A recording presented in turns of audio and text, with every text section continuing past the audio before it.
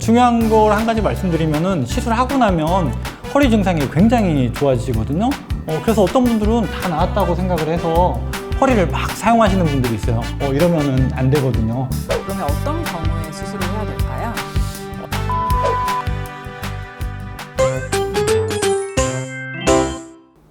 안녕하세요. 자인메디병원 신경과 이채영입니다. 안녕하세요. 자인메디병원 헬스파트너 봉호진입니다. 원장님, 이번 시간에는 허리 수술과 시술에 대해서 알아보려고 해요. 허리 수술은 뭐고 시술은 뭘까요? 예, 허리 수술은 말 그대로 전신 마취 하에서 칼로 째고 뼈를 깎고 또 이제 원인이 되는 구조물을 제거를 하는 게 수술이 되고요. 시술 같은 경우는 비수술적 치료거든요. 말 그대로 이제 수술이 아니기 때문에 전신 마취를 하지 않고 국소 마취를 통해서 변변 가까이 접근해서 변변을 해결해 주는 방법이라고 생각하시면 되겠습니다. 결국 수술은 어떤 구조적인 영구적인 변화를 일으키는 건데 그거는 좀 약간 이렇게 거부감이 드는 것도 있거든요. 그럼 시술이 더 좋은 거 아닌가요? 예, 아무래도 이제 증상이 경할 경우에 또 굳이 수술적 치료가 필요 없는 경우에는 시술이 좋은 방법이라고 할 수 있습니다.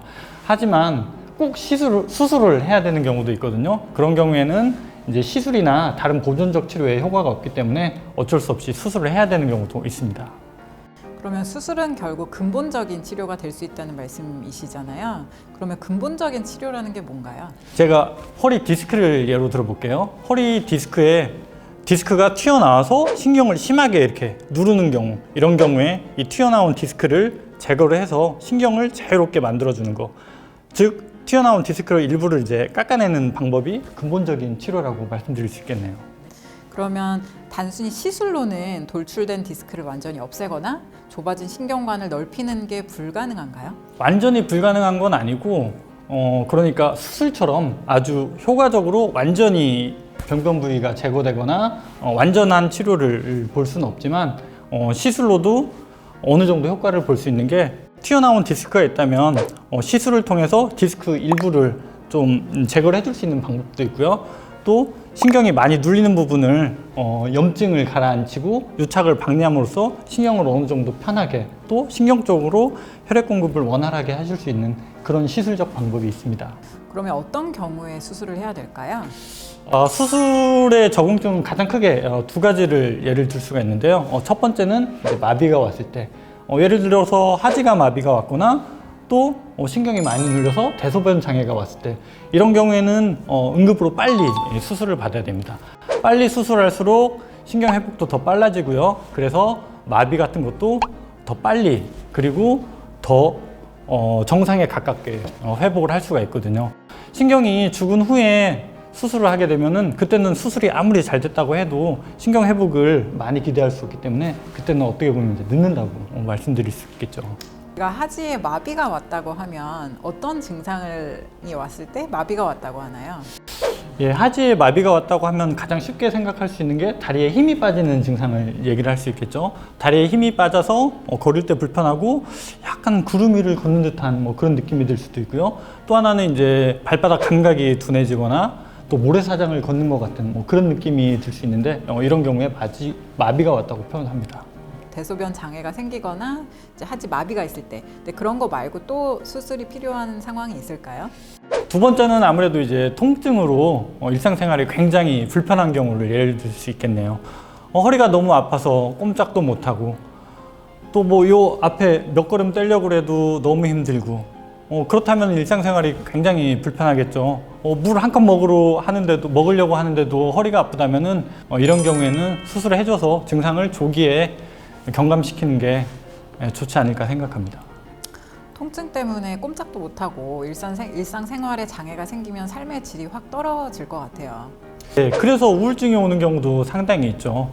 다리가 아파서 일상생활이 불편하고 그렇다면은 우리 생활 자체가 아마 고통이 될 겁니다. 그래서 고통 속에 사시는 분들이 많이 있을 겁니다. 그러니까 수술은 어떻게 보면 몸의 어떤 영구적인 구조적인 변화를 일으키는 거라서 부담은 되지만 또 반면 근본적 치료가 될 수 있고 반드시 수술이 필요한 경우가 있다 이렇게 설명해 주셨잖아요. 예. 그럼 이제 시술에 대해서 좀 얘기를 해보려고 그래요. 그러면 우리가 허리 통증에 대해 할 수 있는 시술에는 어떤 게 있나요? 대부분 시술을 고려하시는 분들은 보존적 치료로 효과가 없는 분들이실 텐데요. 뭐 물리치료나 약물치료 또는 주사치료 같은 걸로 효과가 없는 분들, 이런 분들 같은 경우에는 염증도 심하고 또 병변 부위에 유착도 심해서 이런 경우에 시술을 고려하게 됩니다. 우리가 가장 흔하게 사용하는 시술은 경막의 신경 성형술이고요. 여기서 조금 더 발전된 게 풍선 확장 신경 성형술이 있습니다. 신경 성형술과 신경 풍선 확장술이라는 게 있다고 하신 거잖아요. 그러면 신경 성형술은 뭔가요? 신경 성형술은 꼬리뼈 부위에 국소 마취를 하고요. 그 마취 부위를 통해서 1mm 정도 되는 두께의 가는 관을 삽입을 하게 됩니다. 이때 우리가 실시간으로 엑스레이를 보면서 시술을 하게 되고, 그 엑스레이, 실시간 엑스레이가 바로 이 시암이라는 장비입니다. 쉽게 얘기하면 시암이라는 장비를 보면서 1mm 정도 되는 카테타를 병변 위치까지 접근시키고요. 여기에서 염증을 가라앉혀주고 유착을 방리해주는 그런 방법이 신경 성형술입니다. 네. 그러면 신경 풍선 확장술은 어떤 건가요? 신경 성형술에서 좀 더 발전된 방법입니다. 신경 성형술은 병변 부위에 주사를 통해서 염증을 가라앉혀주고요. 이거는 풍선 확장 신경 성형술도 같고요. 한 가지 더 플러스 되는 게 유착 부위에 풍선을 통해서 유착 박리를 좀 더 용이하게 해주고요. 또 신경이 위치할 수 있는 공간을 풍선을 통해서 더 많이 확보해주고, 이렇게 함으로써 신경 쪽으로 혈액 공급이나 이런 거를 좀 더 원활하게 해주는 그런 방법이라고 말씀드릴 수 있겠습니다. 그러면 이런 시술은 몇 회까지 할 수 있나요?